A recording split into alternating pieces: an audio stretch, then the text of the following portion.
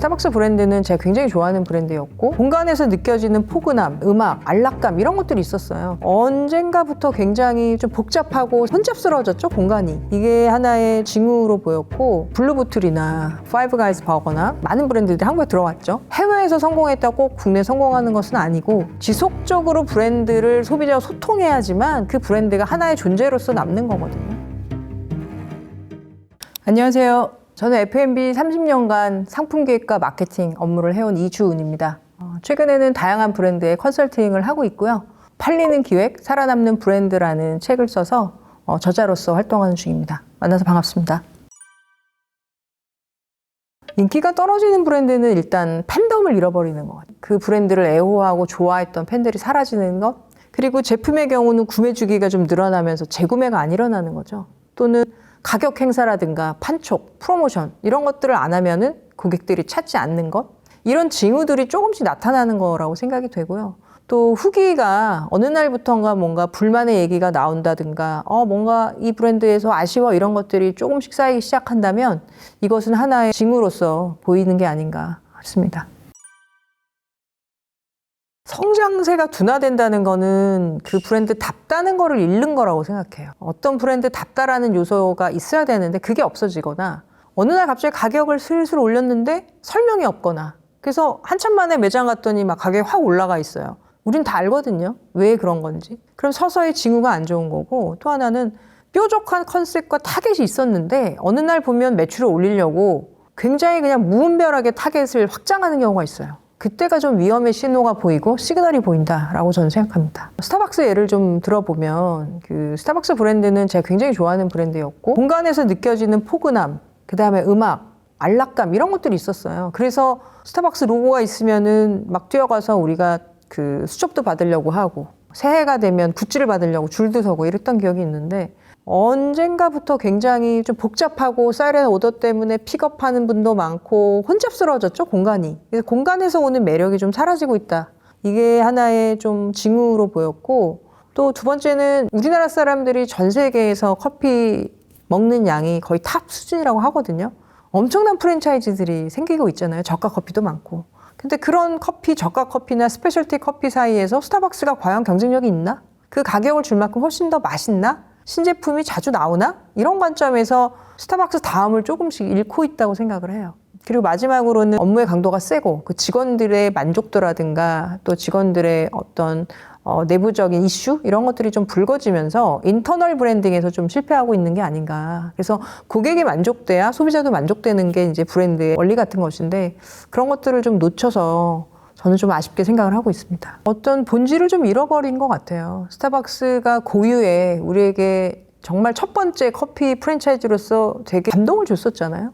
그 공간에 주는 어떤 힐링 느낌, 그리고 음악, 여유 이런 것들을 다 잃어버리고 단기적인 매출, 손익 이런 비즈니스의 관점에서 물론 저는 이 사업적인 것도 중요하다고 생각합니다. 그러나 그것의 밸런스가 좀 맞지 않고 소비자들이 원했던 것을 놓치면서 무분별하게 확장되는 것이 아닌가. 그리고 이슈들이 자꾸 터지는 것은 그 직원들의 만족도, 브랜드에 대한 사랑 이런 것들이 있어야 소비자 눈에도 그게 보이거든요. 우리가 어떤 매장을 갔을 때 그 직원들이 정말 열정적으로 일을 하고 노력하고 있는 모습을 보면 이 회사가 굉장히 좋구나 하고 한 번 더 관심을 갖게 되거든요. 그런 면에서 좀 아쉬워진 것이 아닌가 싶네요. 메뉴가 브랜딩화 됐을 때 저는 오래 살아남는다고 생각하는데요. 예를 들면 소재가 뜨죠.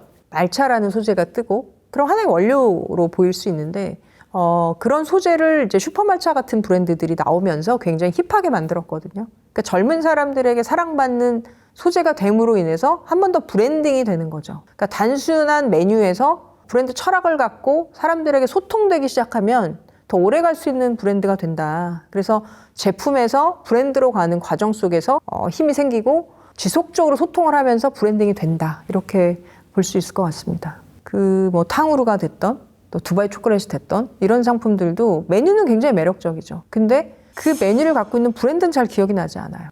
예전에 뭐 대만에서 유행했던 흑당 밀크티 또는 뭐 카스테라 소재들은 굉장히 매력적이었는데 그래서 무슨 브랜드였지? 잘 기억이 나지 않거든요. 브랜딩화 되면서 브랜드 요소를 갖고 그 브랜드의 철학이 있을 때 그게 기억이 난다고 앞에서 말씀드렸는데 비비고 만두도 똑같은 것 같아요. 꽉 차고 소가 맛있는 얇은 피에 만두야. 이렇게 지나갔으면 모든 사람 다 잊었을 수도 있다고 생각합니다. 그런데 그 비비고 만두에 비빔의 철학을 얘기하고 또 스포츠 마케팅 속에 녹아들고 PGA 골프를 할 때 갤러리들이 그걸 먹을 수 있도록 나눠주고 또 LA 레이커스의 농구 선수들의 그 유니폼에 로고를 받고 이런 지속적으로 브랜드를 소비자와 소통해야지만 그 브랜드가 하나의 존재로서 남는 거거든요.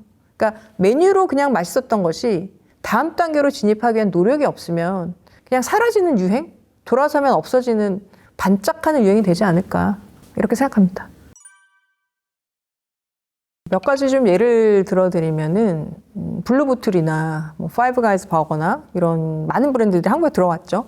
근데 앞에서 말씀드린 것처럼 우리나라 커피 소비량이 엄청 많고 또 편의점만 가도 꽤 맛있는 커피가 있고 또 저가 커피가 너무 많고 근데 이 브랜드들이 해외 가격을 갖고 들어오면서 한국에서 그대로 성공할 거라고 생각한 것 같아요. 그 한국의 커피 시장은 엄청난 브랜드들이 경쟁을 하고 있는데 일단 가격이 너무 높죠. 그리고 가치를 잘 부여하고 있는지 모르겠고 캐나다의 대중적인 커피라고 하는데 한국에 와서는 포지셔닝이 모호하거든요. 그리고 파이브 가이즈 버거 자체도 가격대가 우리가 먹던 것보다는 2배 이상 비싼데 그 가치를 제대로 주느냐 이 부분에서 조금 놓친 포인트가 있고요. 두 번째는 블루보틀 같은 경우에는 이제 핸드드립이나 아니면 또 슬로우 커피 컨셉은 굉장히 좋았는데 그러다 보니까 수익 구조를 맞추지 못했다고 합니다. 상품이라는 것이 비즈니스적으로 사업성을 만들지 못하면 존재의 이유를 가져가기 어렵잖아요. 근데 이제 한국의 임대료나 인건비, 고정비 이런 문제를 풀지 못해서 매장을 운영하는 데서 수익성을 못 만든 것 이게 이제 두 번째 이슈로 보이고 또 로열티 구조나 이런 것들 때문에 본사하고 소통하느라 클레임이 터지거나 전략을 바꿨을 때 좀 속도가 더뎠다 이런 얘기들을 듣고 있어요. 그래서 해외에서 성공했다고 꼭 국내 성공하는 것은 아니고 지금 말씀드렸던 이런 두세 가지 요소들을 좀 잘 살피고 진입을 해야 된다 이렇게 봅니다. 해외 브랜드인데 한국에 정착하려면 아까 제가 비비고 사례에서 말씀드린 것처럼 한국의 식문화를 이해해야 되는 것 같아요. 한국의 그 빨리빨리 문화 그죠? 물론 뭐 맛집은 1시간씩 줄 서기도 하지만 일반적인 식당에서 그렇게 줄 서지 않잖아요. 그런 성격, 성향 이런 것들 그리고 유행에 민감한 것 그리고 좀 인스타그래머블한지 또 비주얼적으로 요즘 MZ들이 사진 올리고 자기를 표현하는 수단으로 또 F&B 상품들을 또 애착을 갖고 계시기 때문에 이런 성향과 소비자의 라이프 스타일 이런 것들을 좀 종합적으로 보고 거기에 맞게 정확한 니즈에 맞는 상품 계획을 통해서 들어와야 된다라고 저는 생각합니다. 거품 마케팅이죠. 보여주기식. 마케터들이 범하는 우기도 하는데요. 화려한데 실질은 본질이 없는. 그러니까 외국에서 왔으니까 유행이다. 이렇게 한번 기사가 나가면 그 다음 얘기거리는 있어야 되잖아요. 세 번째 얘기도 있어야 돼. 네 번째 얘기도 있어야 되는데 조용한 거죠. 그러니까 해외에서 왔대. 그 첫 번째 어떤 소비자의 문을 두드리는 거였다면 두 번째는 이 브랜드는 이런 철학이래. 신제품은 이런 것들이 나왔어. 3번 이렇게 마케팅하고 이렇게 소통하고 있어. 이런 것들이 보이지 않으면 우리는 기억할 수 없거든요. 그래서 거품만 있다던가 아니면 가격 행사로만 판촉으로만 브랜딩을 한다든가 반짝 팔리긴 하는데 그 다음에 없는 브랜드들 이런 브랜드들은 오래갈 수 없다라고 생각합니다. 컨셉과 타겟이 되게 뾰족하고요. 그것을 소비자 소통을 잘하는 거라고 생각해요. 하나 예를 들어보면 제가 예전에 그 일본의 요코하마에 니신 박물관이 있거든요. 근데 이제 니신은 세계 인스턴트 라면을 최초로 만든 곳이에요. 근데 그 라면을 최초로 만들었다는 것을 아는 것도 재밌지만 거기서 되게 놀란 것은 이제 안도 모모쿠라는 창업자가 창의력에 대해서 얘기를 해요.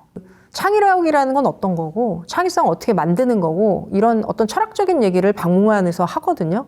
그게 되게 저는 놀라웠고 이분이 미국에서 포크로 이렇게 음식을 먹는 걸 보고 라면도 간단하게 좀 이렇게 먹을 수 있도록 인스턴트로 컵라면처럼 먹어야겠다는 생각을 하셨다고 해요. 그래서 그 사실이 되게 감동적이었고 그래서 막 고민하다가 어느 날 이제 와이프가 새우튀김을 가져왔는데 라면을 튀겨볼까? 라면을 겉면으로 만들까? 그러면서 라면의 형태까지 몰입하고 있었던 상태에서 그것을 보고 컵에 담아서 바로 먹을 수 있게 한 거죠. 이게 저는 그 소비자의 결핍을 찾은 어떤 뾰족한 컨셉의 사례라고 생각하고요. 두 번째는 그 박물관에 가면 이렇게 종이컵을 하나 줍니다. 거기다 이제 이름도 쓰고 그림도 그리고 막 하거든요.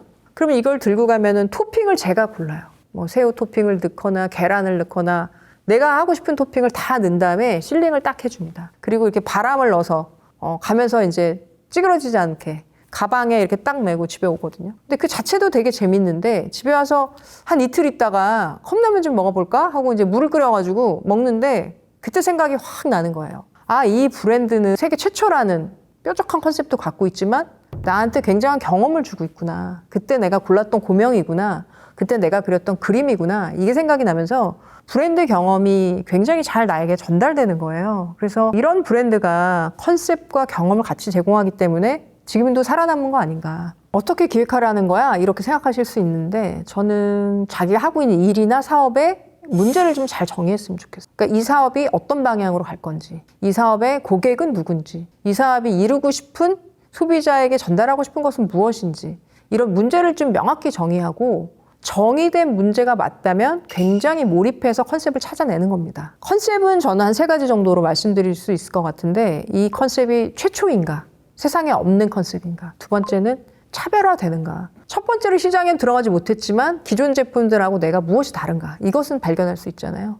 3번째는 뭐냐면 문제를 풀어내는가? 문제 해결을 할 수 있는가? 이런 3가지 요소에서 우리가 좀 정답을 찾는다면 뾰족한 컨셉을 만들어내는 거고요. 이런 것들이 갖춰질 때 앞에서 얘기한 그런 부분들이 해결할 수 있다라고 봅니다. 제가 팔리는 기획 살아남는 브랜드라는 책 속에서 암스테르담의 하이네켄의 사례라든가 여러 브랜드들의 사례를 담고 있기 때문에 궁금하시면 그 책을 좀 보시면 많은 이해를 좀 도우시지 않을까 싶습니다. AI 시대가 주는 의미가 여러 가지가 있는데 저는 기획자에겐 굉장한 기회라고 생각을 합니다. 왜냐하면 복합적인 생각을 할 수 있고 또 문제를 정의할 수 있는 게 기획자라고 생각하거든요. 그래서 지금 필요한 거는 주어진 질문에 답을 하는 게 아니라 질문을 던지는 능력이라고 생각해요. 그러니까 문제를 풀기보다는 문제를 낼 수 있는 능력. 그게 이제 기획자로서 굉장히 중요하고 또 요즘 시대가 어떻게 보면 이렇게 데이터를 흡수하는 시대잖아요. 저는 사유하는 능력이 있어야 AI 시대를 살아갈 수 있다고 생각하거든요. 근데 기획자는 평소에 많은 사유를 합니다. 생각을 많이 하고 고민을 많이 하기 때문에 생각하는 능력이 있거든요. 그래서 사유할 수 있는 능력이 있다면 AI 시대에 경쟁력이 있다 이렇게 보고 마지막으로는 학습 능력이죠. 시대가 계속 변하고 또 다음 달엔 뭐가 나올지 모르지만 우리가 계속 배우겠다는 그 마음만 있으면 우리가 만능이 될 필요는 없잖아요. 그러니까 자기 업에서 배우겠다는 의지만 있다면 얼마든지 개척해 나갈 수 있다고 생각합니다. 3년 후, 5년 후를 이제 사업으로 볼 수도 있고요. 개인으로 볼 수도 있는 것 같아요. 나라는 브랜드는 살아남을까? 내가 하는 사업은 살아남을까? 많은 분들이 고민하고 계시잖아요. 근데 살아남는 브랜드가 되는 거는 나라는 사람이 어떤 해결을 해줄 수 있는가? 소비자의 결핍을 내가 어떤 서비스로 제공할 수 있는가를 컨셉적으로 명확화하는 거죠. 저의 경우는 중소업체나 중견업체의 성장을 도울 수 있는 상품 기획을 로드맵을 잡아주는 작업 이런 것들을 자문하고 있거든요. 그러니까 기업이 어려운 상황에서 그럼 어떤 미래 그림을 그려야 성공할 수 있고 다음 단계로 갈 수 있는가 이런 솔루션을 내는 걸로 저를 브랜딩하고 포지셔닝 하거든요. 그래서 이 사업이 줄 수 있는 고객 해결의 관점에서 먼저 이해를 해보고 그것이 이제 정립이 됐다면 소통해야 된다고 생각해요. 나라는 브랜드를 발견하게 세상이 나를 알도록 하는 활동들이 있을 것 같은데 이제 예를 들면 요즘은 이제 1인 미디어 시대니까 본인이 글을 좀 쓴다 그러면 뭐 비즈니스 관점에서는 뭐 링크드인이나 스레드 이런 것들을 좀 하는 것이고 내가 사진 좀 잘 찍고 이미지 좋아해 그럼 인스타를 하는 거고요. 말을 좀 편안하게 잘하고 소통 능력이 있어 그러면 이제 유튜브를 직접 개설한다든가 해서 세상에 나를 알게 만드는 거죠. 그리고 내가 할 수 있는 서비스를 정의하고 그것을 꾸준히 소통해 나간다면 내 자신, 또 내 브랜드, 내 사업도 3년, 5년이 지나도 지속 가능하지 않을까 이렇게 생각합니다. 오늘 여러 가지 예시를 들어드리면서 많이 설명을 드렸는데요. 시장을 좀 날카롭게 보고 그 시장 속에서 어떤 힌트를 발견하는 것, 관찰력과 몰입을 통해서 비어있는 영역을 찾는 거라고 생각해요. 하늘 아래 새로운 것도 없고 모든 것이 처음부터 발생된 건 없는 거거든요. 그러나 그걸 보는 눈은 그 시장을 보는 관점은 바뀔 수 있기 때문에 익숙하지만 새로운 것을 찾아내는 눈을 갖고 있다면 어떤 시장에서도 팔리는 그런 제품을 기획할 수 있다라고 생각합니다. 네, 오늘 되게 재미있는 시간이었던 것 같고요. 저는 30년간 F&B 시장에서 오래도록 살아남는 브랜드를 만들기 위해서 고민했던 사람이고 또 그 얘기를 담아서 팔리는 기획 살아남는 브랜드라는 책을 썼는데요. 지금 이 순간에도 새로운 비즈니스를 하시는 뭐 소상공인이나 스타트업 대표님들이나 또 미래를 준비하시는 많은 기획자분들이 책을 통해서 영감을 얻으시기 바라고 오늘 제가 말씀드렸던 것들에서 작게나마 힌트를 얻을 수 있다면 오늘 아주 의미 있는 시간이 됐을 거라고 생각합니다. 감사합니다.